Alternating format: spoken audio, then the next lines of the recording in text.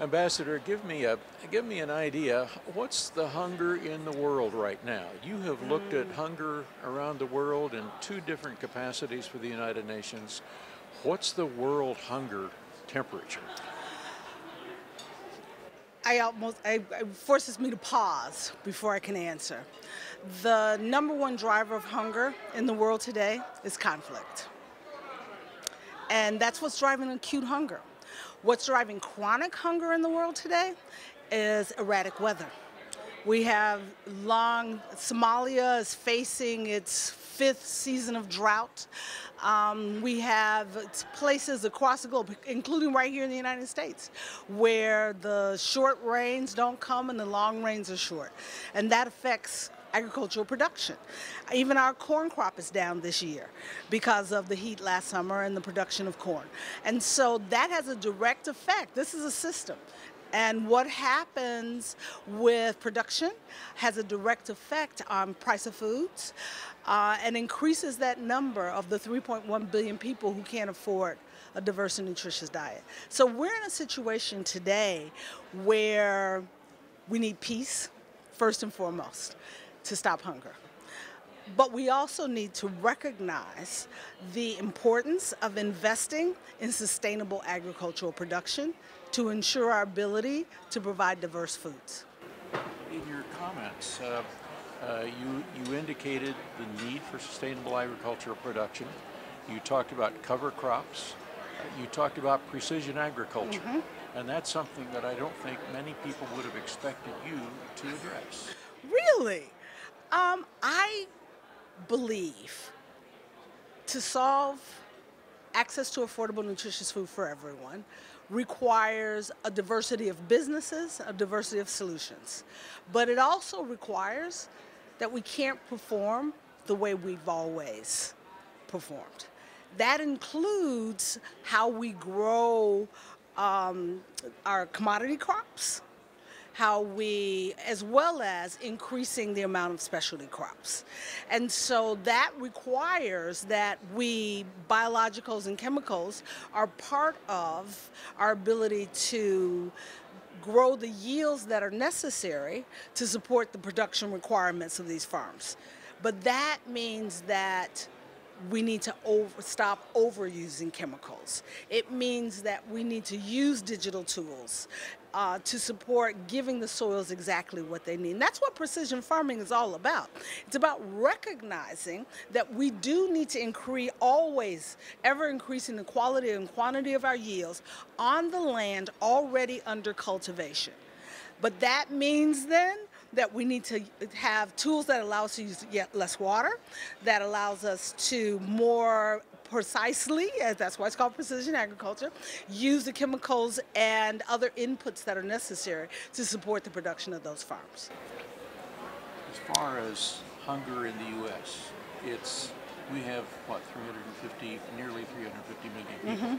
How many of those are hungry that shouldn't be hungry? Yeah, we have 45 million, according to Feeding America, and the USDA, we have between 45 and 47 million people who are hungry at some point in the year here in the United States facing chronic food insecurity. That's what food insecurity is all about.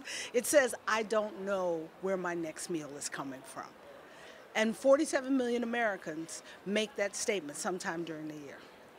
The part of the Congress is looking for ways to cut back on expenses and to save $3 trillion and give it back for taxes. In that, they're thinking about somewhere between $100 and $250 billion being cut from food programs, SNAP in particular. How do you react to that? I say, please don't. Please don't. When every American, regardless of your income, recognizes the rising food prices, to suggest that you are going to either reduce the amount of assistance that you provide to our neediest Americans or cut whole families off, would suggest that we are failing to recognize the challenge that lack of access to nutritious food is creating another whole set of problems: diabetes, heart disease, asthma, fatty liver disease in teenagers in the United States. That has a cost that exceeds the cost of those healthcare costs, then exceed the cost of providing enough financial resources for a family to purchase the food that will keep them from the onset of those diseases. We're embracing this concept now in the United States of food as medicine, to say that when you are diagnosed with diabetes, that you will receive a prescription for produce.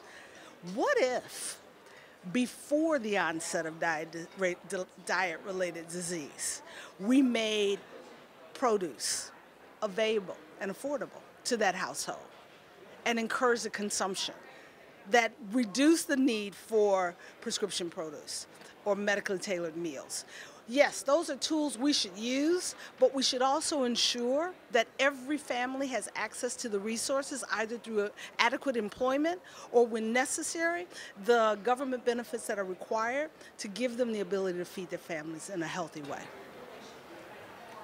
Most of the folks who are going to be pushing for not cutting back on food are going to be urban members of Congress, because they will have a lot of their constituency that depend upon that.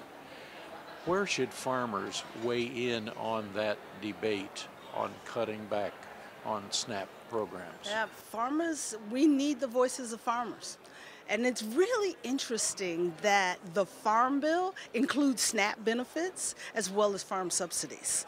And so when farmers are lobbying for those subsidies, for increasing their production and supporting their ability to continue to farm, they need the market that they're often looking to ensure that is available to them. Those are the people, many of those are people who receive SNAP benefits. When we reduce SNAP benefits, we reduce the ability of consumers to purchase the food, particularly fruits and vegetables, legumes, that we're encouraging through this Farm Bill, Illinois farmers to continue to grow.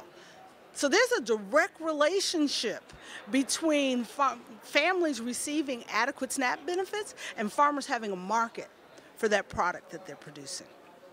So we need their voice.